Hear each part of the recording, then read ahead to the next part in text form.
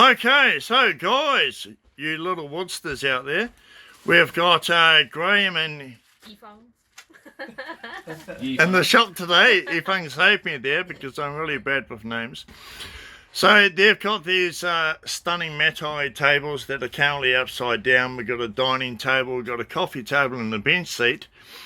And I like to try to get my clients to come down and participate, and you just get a closer connection to your pieces. So this morning, Graham, if you can just mix up that, mate, give it a bit more of a stir. So Graham's just mixing up some epoxy resin that we're going to use for the applications.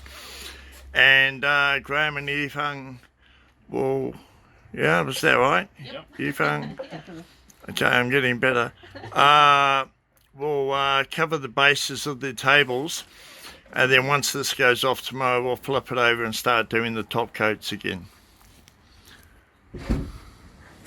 Starting off with the bench seat, so that you really want to make sure that you don't get this stuff on your clothes, in your hair, in your eyes, or anything like that. But we're just putting it on really thin, so I'll just pour a bit out first. If you have the brush, please.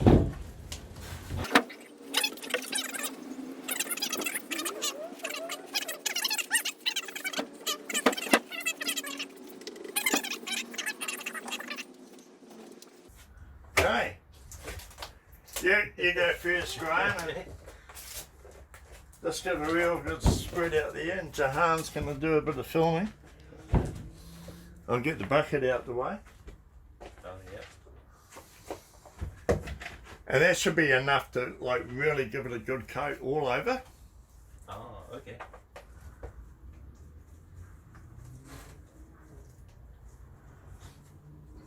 So Graham's going to give up his day job and come and work for free for RESINZWOOD tables.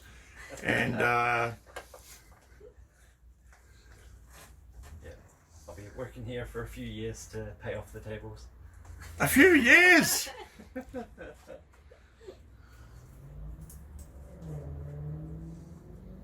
that.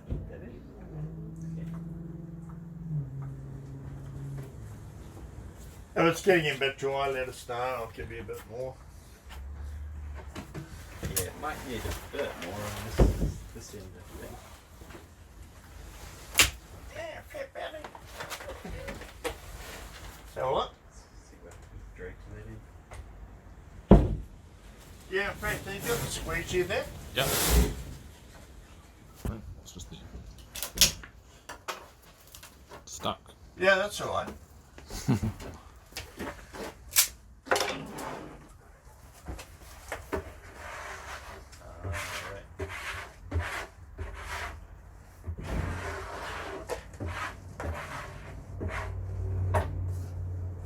Yep.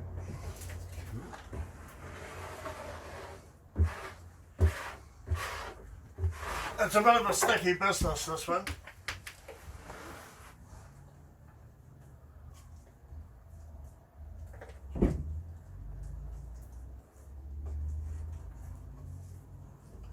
Oh good, that's perfect, man. Absolutely perfect. Just do that a little bit there. Yeah. And I'll just get into this knot here. Yeah. So what do you think of the timber? Beautiful. Yeah, And what do you think of the edges? it's stunning. I like the character. Yeah. Because like, you know, And with the big slabs it's hard. When you first saw the slab it did have a bit of a live edge on it, but it was quite rotten and manky. So it was best just to take it off. And with all of the big slabs, most of them, you know, if you want a live sort of edge, or try to do it so it comes out like it would have if it comes from the mill, the best way is just to, you know, put a bit of angles into it and then just bang it with the grinder side on, and that creates like axe chipping, like from when they're debarking the tree. You get those axe marks in it. pay for that. Okay, Ethan, Yep. your turn. If you want to just plough on into that, just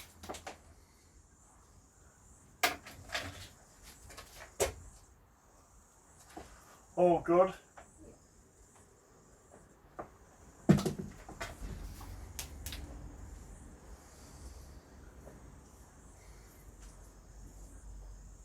When people come see our furniture, we'll have to say, now crawl on the floor and look at the underside, isn't it? Oh yeah, man. No, Well we'll get you back when we do the top coat.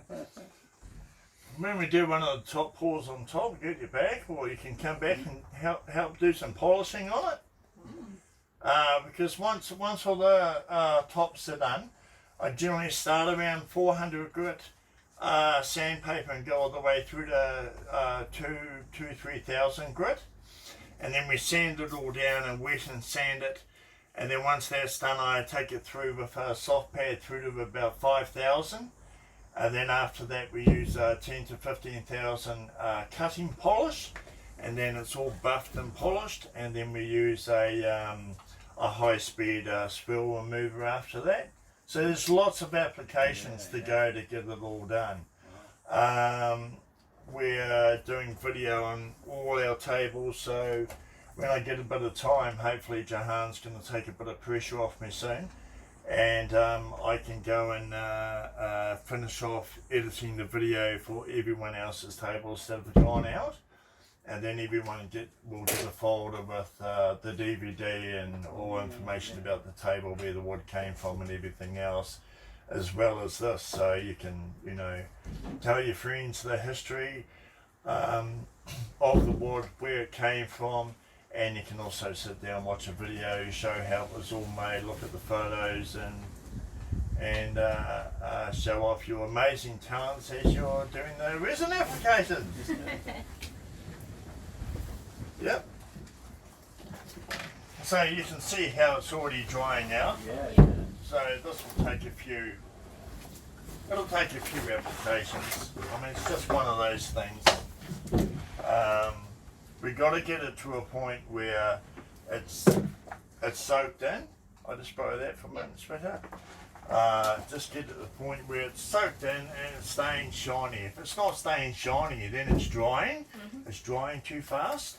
Yep. And this is, that's the unpredictable thing. We can't say we're going to use this much resin, because we don't know. Some timbers will really suck it in, or some parts of the slab will suck in a lot. Other parts, well, only need to do one coat, so it's just part of the deal. Who's that knocking on my door? Paul's scarring. The old Polly's blowing in the breeze. And just that corner up there. That's all good.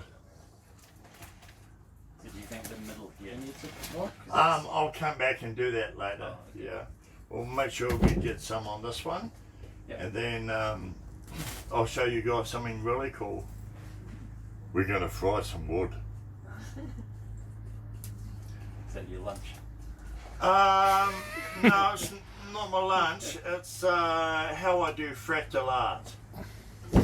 So we'll show you how to do some fractal art. And I normally give a piece with most of my clients. You know, a little gift when they get this stuff. So we'll do your fry up. We'll fry you up some swamp cat. Anyway, so let's crack on.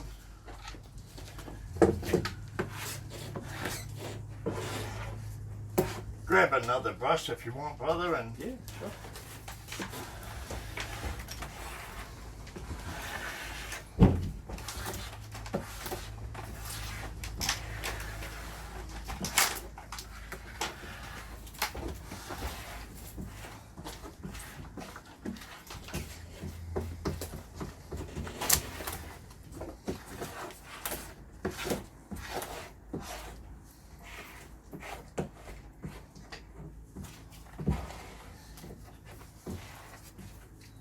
so we haven't got the heating units on in here at the moment. She's a hot day. She's about 25, it's 26 it's supposed to get up to. So we'll try to leave the heaters off for as much of the day as we possibly can, save a bit of money. Otherwise, our power bill's sort of getting up around the $1,000 a month, and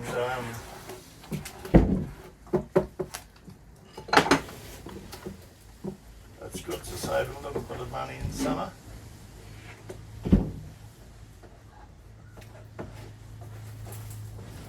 Look what you've done. You spilled it all down the edge. That's your area. No, it wasn't me. I never do things like that.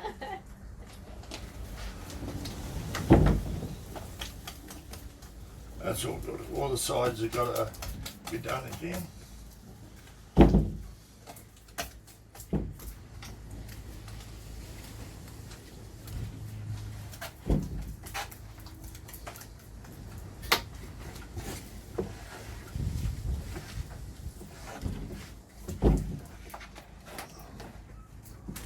And it doesn't matter if this comes out uneven or whatever, just as long as it's well coated. Yeah.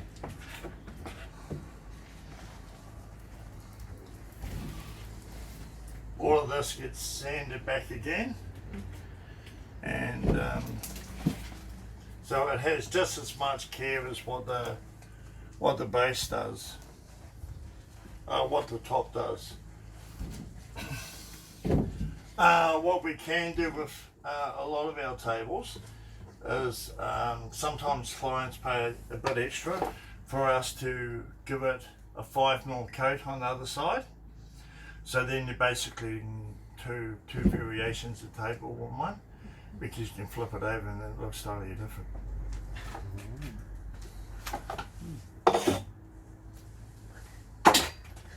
It's a stiffy. I've got a stiffy. No, I don't have a stiffy. The brush had a stiffy.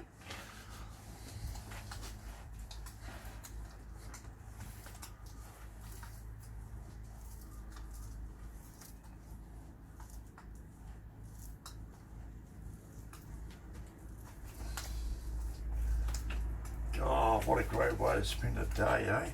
Eh? Yeah. Something different for us. Something different, yeah, it's all good. I'll make you a really shit cup of coffee soon. I make really shit coffee, eh? Oh, I've been told that my coffee is the worst shit anyone's ever tried to drink. But they drink it because they just don't want to offend me. And I was sort of thinking, Jesus Christ, why do these people drink this shit? It's terrible. But it's all good. Gotta have a laugh, eh? You're a laugher, right? Eh? You're a laugher, Oh, right? you gotta have a laugh, mate. Life's too short.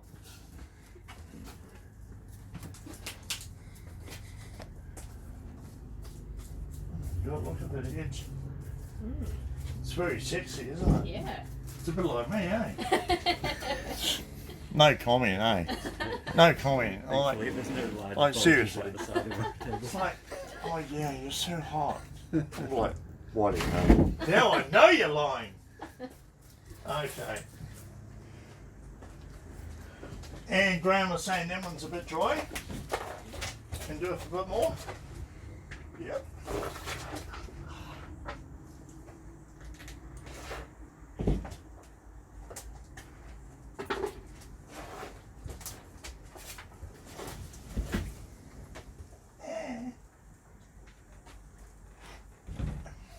We don't want to waste the stuff, it's so expensive.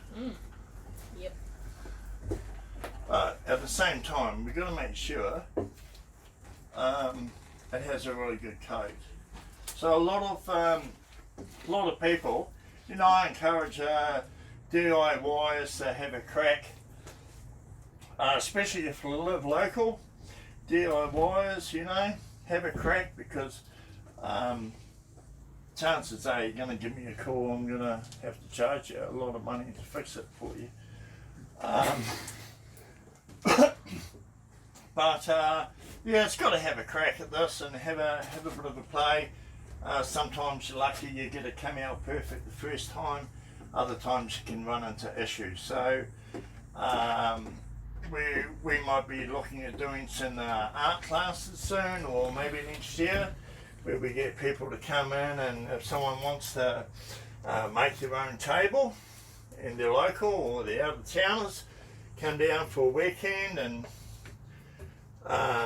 basically pay a shop rental fee, rent the workshop for a day, and then you'll get one of us or both of us to help you out with aspects of making your own furniture. And that's just one of the things that we're looking at, because we've got a couple of rooms now that are fully dedicated resin rooms. This one is the second one that I've done, but our other one is it's a lot bigger, and we can fit up to 10 to 12 tables in it, and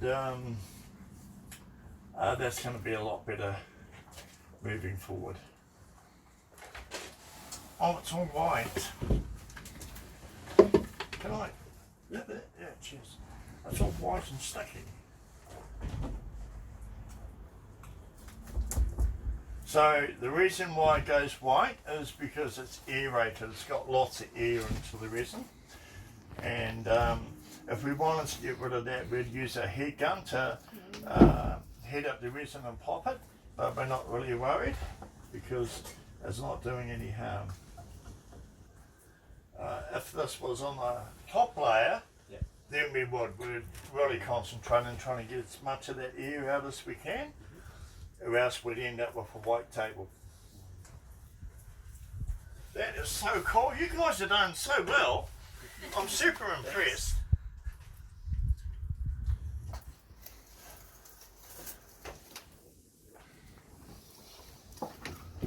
That's really awesome. Cool.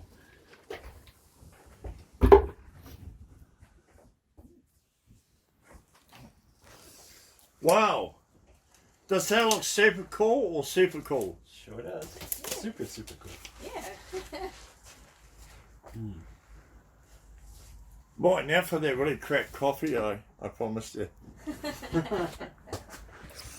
I want a good one. You want a good one? You want a good one? Look after the video, guy.